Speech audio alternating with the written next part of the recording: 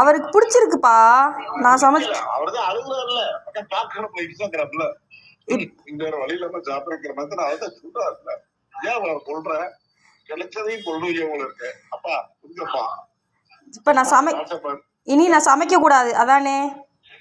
இத வச்சு அவர் பழி வாங்க போற அப்பா சொன்னேன். இது ஒரு அட்வான்டேஜ் வேற இல்ல. நான் நல்லாதான் சமைக்கிறேன், அவருக்கு பிடிச்சிருக்கு. அவர் அழுகல, அதான் சந்தோஷம், அது ஆனந்த கண்ணீர். ஆமா ஆனந்த கண்ணீர். ஒரு நல்ல பிள்ளைய நான் கட்டி கொடுத்துருக்கேன்.